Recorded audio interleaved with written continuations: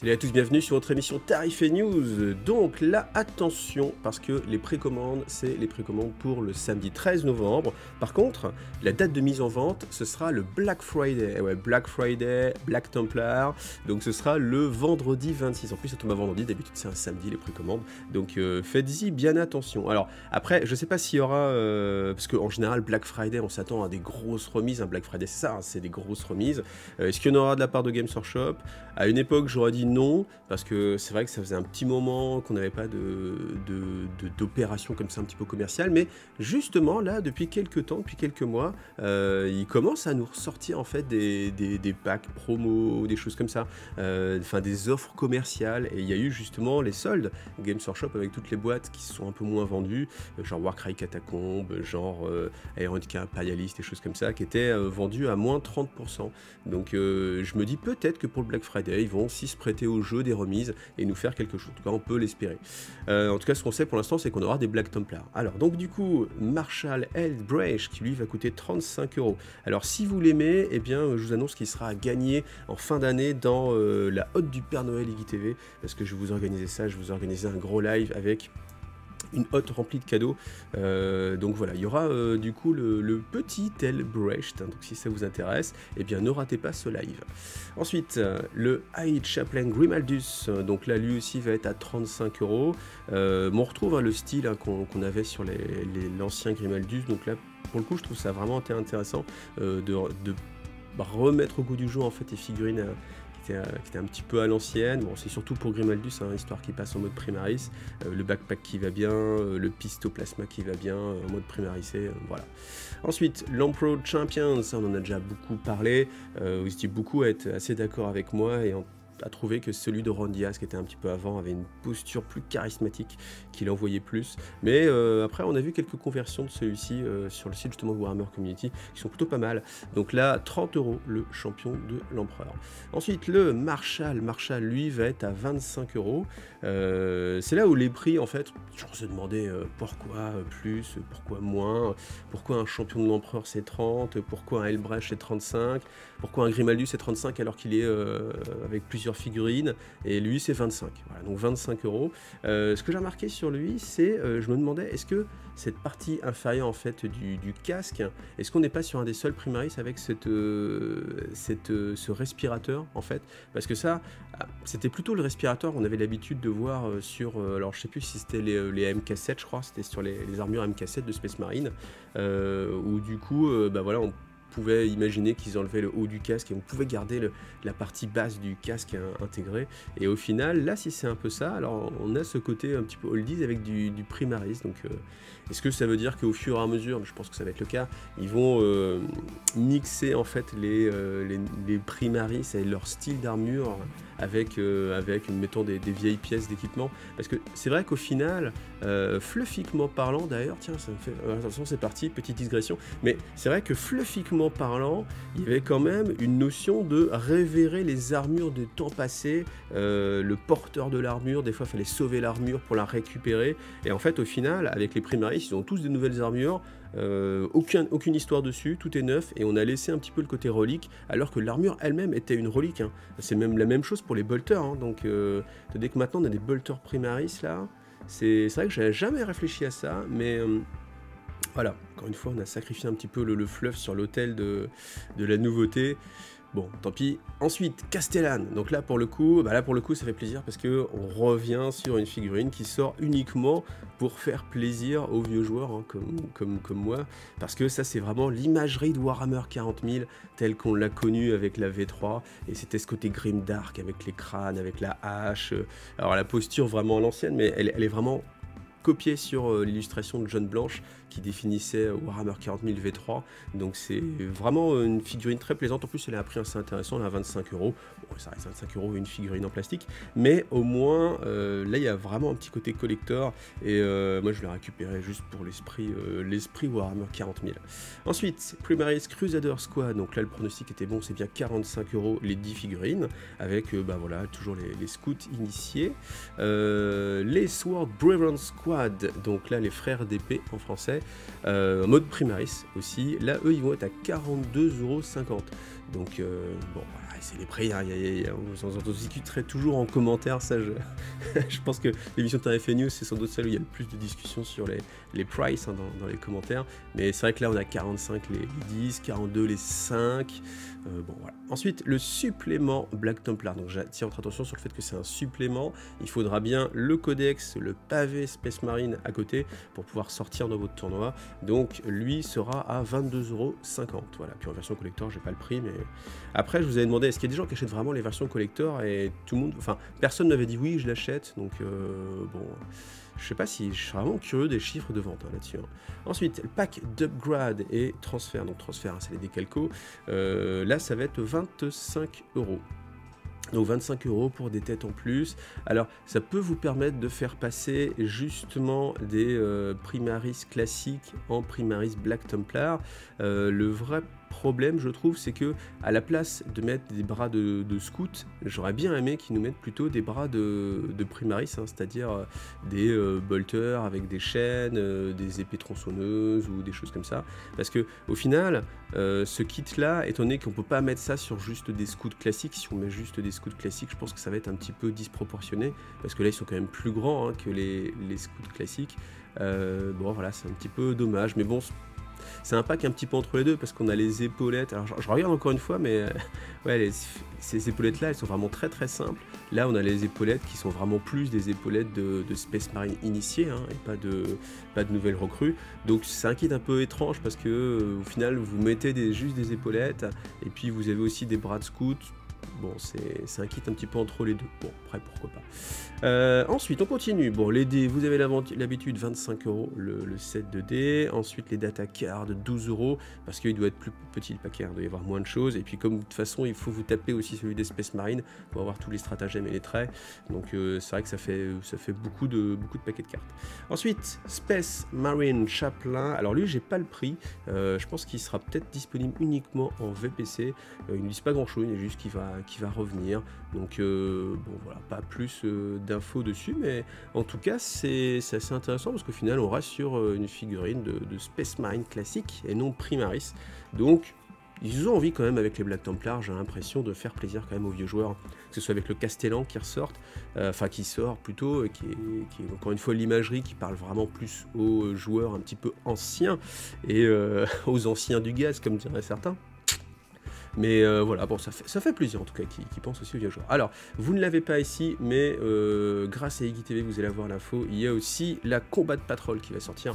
Combat Patrol à 10 €. Et vous avez tout ceci. Donc, les Combat Patrol, c'est toujours assez intéressant financièrement parlant, parce que bah, vous avez un répulsor 60 € quand même déjà. Donc, ça, c'est une boîte qui va coûter 110 € comme d'habitude. Donc là, vous voyez, hein, vous avez 45 € de Crusader, 45 € plus un tank, un répulsor, on est déjà à 105 €, tout le reste, voilà, c'est pour 5 €, vous avez le Sénéchal à 25 €, les intercesseurs et la grappe d'amélioration aussi, hein, qui va permettre de les rendre un peu plus Black Templar, donc voilà, c'est quand même plutôt sympathique.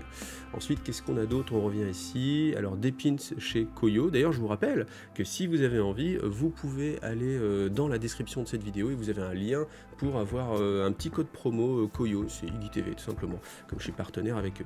D'ailleurs, ça me fait penser que sur tout ce qui est Black Templar, si vous avez envie d'avoir plus d'informations, et si vous l'avez raté, j'ai fait un unboxing, donc unboxing et du codex, rapidement, on survole, on regarde le fluff, on regarde un petit peu les règles, et puis de la boîte avec tes figurines, les grappes, etc. Donc si vous l'avez loupé, eh bien n'hésitez pas à aller le regarder. Donc, ensuite, Hérésidorus, je crois qu'on arrive vers la fin, hein, quand même, hein, de ces bouquins-là, donc toujours en version souple. Pour Blood Bowl, on a alors c'est un Croxigore, oui, c'est le Croxigore. Il y a quand même beaucoup de sorties, je suis assez content en fait pour le suivi des jeux, en fait, la séparation de dire Forge World va s'occuper des jeux spécialistes. En fait, ils bossent quand même les gars de chez Forge World, alors qu'on n'a plus rien pour 40 000. D'un côté, je suis un petit peu déçu parce que j'aimais bien quand ils sortaient des gros véhicules, des avions, pourquoi pas des petits titans, etc. Enfin, tout plein de choses, surtout pour les tyrannines aussi, des grosses bestioles. Là, bon, on n'a plus du tout droit à ça, donc est-ce que c'est un petit peu dommage. Bon, je vais pas partir là-dessus parce que je pense que je vais trop m'étaler. Mais bon, c'est quand même un petit peu dommage. En tout cas, là, voilà. Par contre, à l'inverse, eh bien, il y a un vrai suivi sur la gamme spécialiste, c'est-à-dire que ce soit Blood Bowl, que ce soit Necromunda, enfin surtout ces deux gammes-là. Titanicus, un petit peu moins, mais en même temps, Titanicus, c'est un jeu qui a beaucoup moins pris. Donc, c'est quand même assez sympa d'avoir des sorties régulières. Donc le Wild War qui va sortir, on va passer assez rapidement. Ça, ce ne sera pas disponible en français.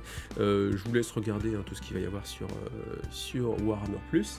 Et puis, on va regarder d'autres choses maintenant qui ne sont pas les choses à précommander bientôt. Alors justement, je parlais de Necromunda, voici le Chimérix qui va sortir chez Forge World pour le gang des Escher. Il a un côté très heavy metal, je trouve, avec sa crinière. Enfin voilà. Donc du coup, c'est un mix entre, on va dire, une sorte de... Ça ressemble un peu à l'arrière d'un Zot en fait, un petit peu. Là, les ailes, moi, ça fait penser aux bestioles, là, les Cucatrix, là, je sais plus, qu'il y a dans Warcry, une tête de lion un peu. C'est censé être un chat, voilà, bon, un gros chat. Là, même le museau, il fait un peu même plus chien plutôt que chat. Mais en tout cas, voilà, c'est une petite bestiole. Alors ça, par contre, j'ai ce petit nœud, un petit peu de Noël, genre c'est peut-être le cadeau de Noël, genre tiens vas-y petit cadeau, voilà, en tout cas bon bestiole, tiré de cette illustration là. Alors honnêtement, quand on regarde les deux, alors c'est peut-être le côté vraiment toutes les couleurs ensemble avec le petit nœud, mais je trouve que là la bestiole elle est beaucoup plus imposante en fait, elle est bestiale tout simplement. Pour une bestiole c'est pas mal, alors que là je trouve qu'elle est un peu trop chargée au final, il y a un petit peu trop de melting pot. Donc c'est voilà, bon j'ai pas le prix bien sûr parce que ça va être disponible sur Forge World. Ensuite, quand on regarde et qu'on cherche, ils ont révélé ceci, donc ça c'est bon signe pour tous nos amitos qui s'inquiètent parce que ça fait longtemps qu'ils n'ont rien reçu. Donc ça c'est une nouvelle figurine qui va être à sortir, donc on peut imaginer que c'est une sorte de Super Pathfinder, une sorte de sabre de feu spécial en infiltration, peut-être on peut l'imaginer, avec des petits drones, voilà, on ne sait pas encore ce que ça va faire, mais du coup, voilà, c'est bon signe pour les taux, on dit que bientôt il y aura pas mal de nouveautés dessus, donc voilà.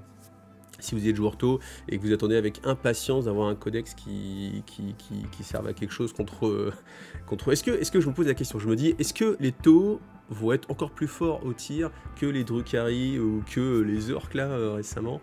Je me pose la question, ce serait fluff, maintenant les taux, c'est vrai que c'est une faction qui est toujours un petit peu difficile à jouer. Déjà il n'y a pas de pouvoir psychique, donc déjà vous faites rien pendant la phase psychique, ça fait quand même une phase en moins au final, et là je suis en train de fantasmer à mort, mais je me dis ce serait quand même pas mal qu'ils aient une phase rien qu'à eux et que pendant la phase psychique en fait ils puissent utiliser des pouvoirs technologiques avec des drones, ou alors, ah putain je suis dans le fantasme à mort, genre on peut imaginer qu'il y ait tout le côté stratégique de l'Empire Tau, à savoir par exemple, je sais pas, un manta qui est en train de passer et le manta enverrait je sais pas, des fléchettes qui je sais pas, ferait un champ de disruption, etc. Et au final, ce serait comme des pouvoirs psychiques, mais l'origine serait pas dans le warp, mais l'origine serait technologique, et puis ça permettrait de les rendre un petit peu plus intéressants, un petit peu plus jouables. Voilà, j'ai compris, j'étais complètement dans le fantasme, mais ça aurait été sympa. Alors ensuite, pour Ironica Imperialis, et bien voilà, des futures sorties pour les joueurs, enfin, il n'y a pas de joueurs Necron encore à Ironica Imperialis, parce qu'il n'y a rien, mais justement, maintenant, il y aura des joueurs Necron avec le Doomshite, et puis comme il s'appelle, le Night Shoots Bomber. Voilà, donc je ne sais pas encore les prix, mais si c'est comme d'habitude, ce sera 34 €, parce que c'est toujours 34 € le prix des nouveautés chez Ironica Imperialis. Et pour finir, on va finir quand même sur une bonne nouvelle, je vous parlais justement de Games Workshop qui peut faire des offres commerciales. Et bien là, on a une offre commerciale qui est réservée par contre aux détenteurs de Warhammer Plus.